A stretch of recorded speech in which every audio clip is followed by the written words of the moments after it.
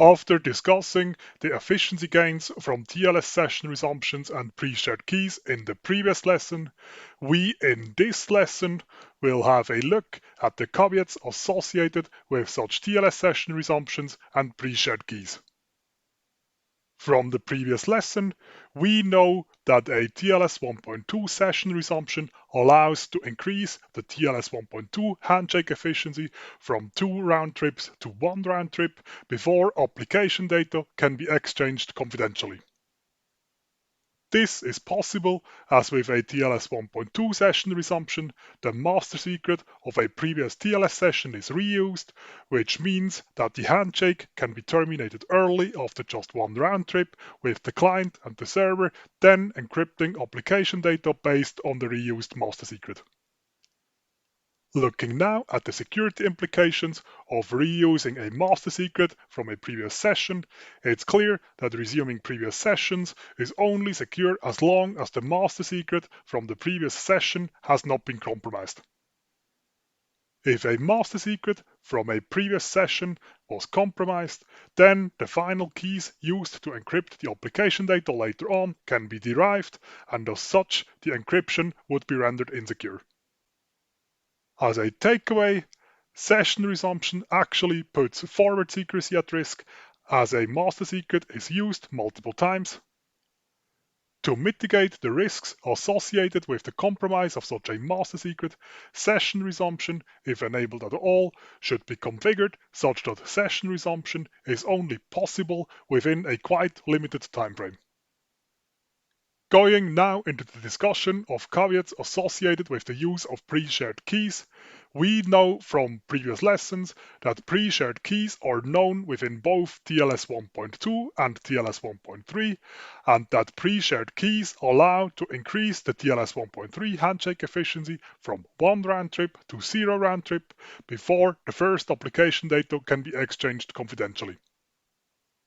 In both TLS 1.2 and TLS 1.3, a pre-shared key can be configured out of band, and in TLS 1.3, a pre-shared key can additionally also be derived from the master secret of the current TLS connection, then to be used as the pre-shared key of a future connection. Now for both TLS 1.2 and TLS 1.3, in case a pre-shared key is used exclusively without an ECDHE key exchange, then this leads to application data encrypted with keys derived from this pre-shared key and some additional non-confidential data included in the hello messages. From this, it's then clear that such application data will not have any forward secrecy, as the compromise of the pre-shared key would lead to the compromise of all the connections that would use this pre-shared key exclusively.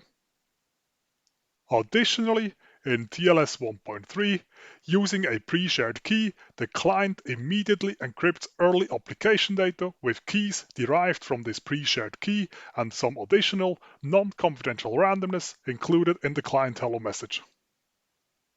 This then makes again clear that such early client application data has no forward secrecy, as again, the compromise of the pre-shared key would lead to the compromise of all connections that would use this pre-shared key exclusively.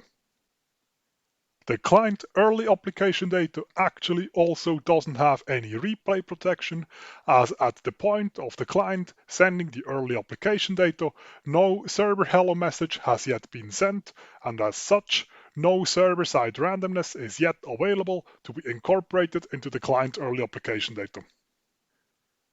Now last, again for TLS 1.3, using a pre-shared key exclusively without an ECDHE key exchange will lead to handshake data encrypted with keys derived from this pre-shared key and some non-confidential randomness, which again means that the handshake data in that case will not have any forward secrecy.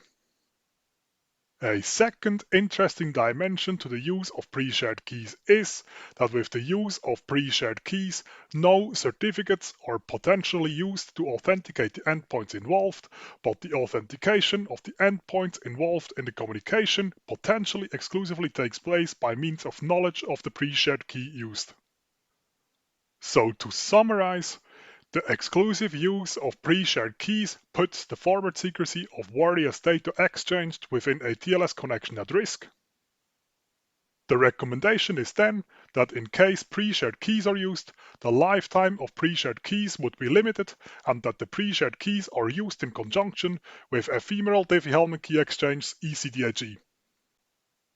As by using pre-shared keys, the peers involved in the TLS connection are authenticated via the pre-shared key and not via certificates, it's additionally important that out-of-band established pre-shared keys are exchanged via an authenticated channel and that the pre-shared keys have sufficient entropy of at least 128 bits in order to prevent the pre-shared keys from being easily brute-forced.